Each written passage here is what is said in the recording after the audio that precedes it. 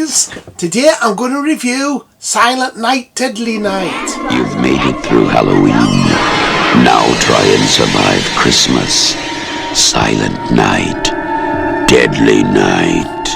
Silent Night, Deadly Night came out in 1984 and is an American slasher film. It's directed by Charles E. Sellier Jr. The story was by Paul Caimi and music by Perry Botkin. The film runs 85 minutes unrated, and it's also in a cut form that runs 82 minutes. It cost $750,000 to make, but it was successful and made $2.5 million back. The film was originally going to be called Schgellerup. The film now has a cult following, and due to its minor success, the film spawned 4 sequels. The first 2 sequels, Silent Night, Deadly Night Part 2 and Silent Night, Deadly Night Part 3, Better Watch Out, focused on Billy's younger brother Hickey becoming a serial killer.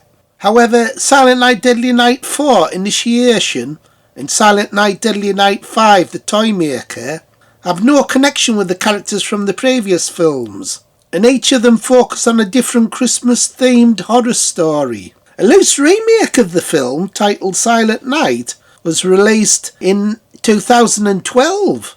Also, a reimagining of the film is set to be made in 2025. The film stars Robert Brian Wilson as Billy, Alex Burton as Ricky, Lilyan Chauvin as the Mother Superior.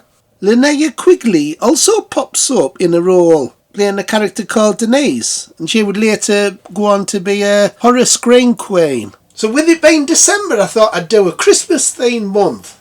So this film's all about this boy who witnesses his parents getting killed by a robber who's dressed as Santa Claus, and it has an effect on him later in life. So the film actually starts off with a jump scare when you're watching the titles. Great titles, by the way. In the night, close the door, turn out the light. So the film starts in 1971 when the young boy called Billy witnesses his parents getting killed. And then the film picks up 3 years later when Billy's in this orphanage, him and his brother, and he's getting really badly treated by this really mean Mother Superior, this awful nun. You left your room, William. Yes, Mother Superior. Very, very naughty. So there's scenes where you see him getting locked up in his room or getting hit by a belt.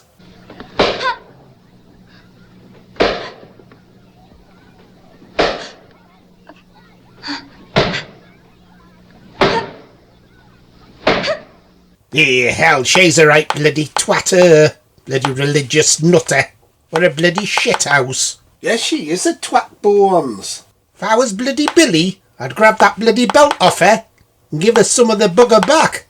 Bloody old twat. And she doesn't seem to feel sorry for Billy because he's traumatised with what happened to his parents. And there's no sympathy of her. There's one scene where she actually forces him to sit on Santa's knee, and she knows he's traumatised by Santa. And there's a really funny bit where he actually punches Santa Claus. So all these memories affect him later in life, and that's why he turns into a killer. So it's a very important part of the film, the first 20 minutes, getting the audience to sympathise with the main character. Then after that, it kind of turns into your typical 80s slasher film where you see lots of elaborate deaths. But even the murder sequences are quite well done.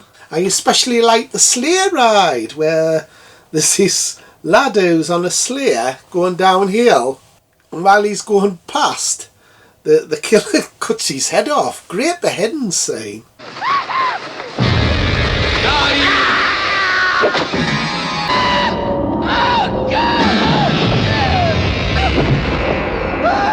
There's lots of nudity as well in this film. So you see lots of knockers, which Bones liked.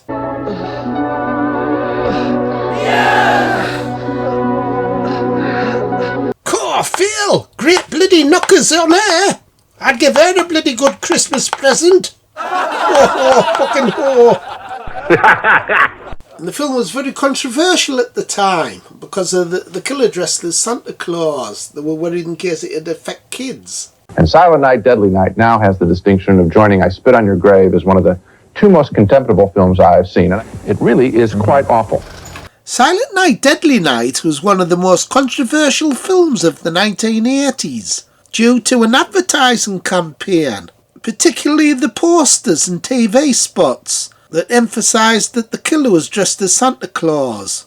Television advertisements, which aired between episodes of family-friendly series, such as Little House on the Prairie, led to parents complaining that the children were terrified of Santa Claus, and large crowds protested at theatres. Most of the protests were generated by a feeling that the depiction of the killer in a Santa Claus suit would traumatise children and undermine their traditional trust in Santa Claus.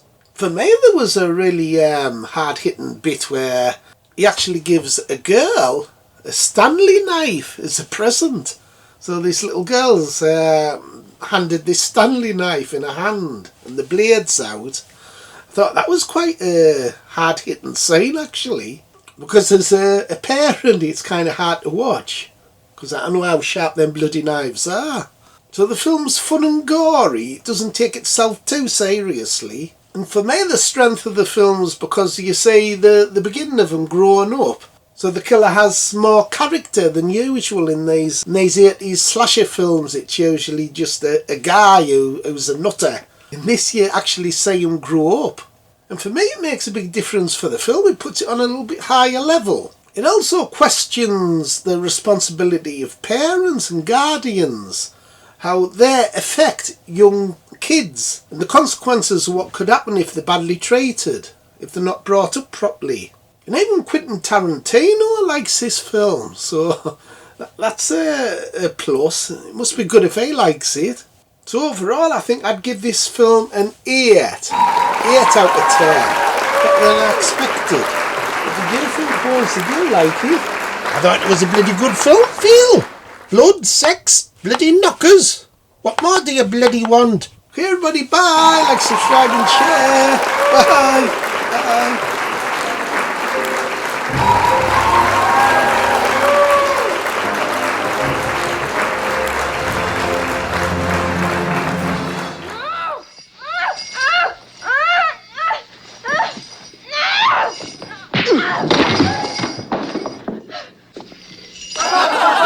What's wrong with that kid?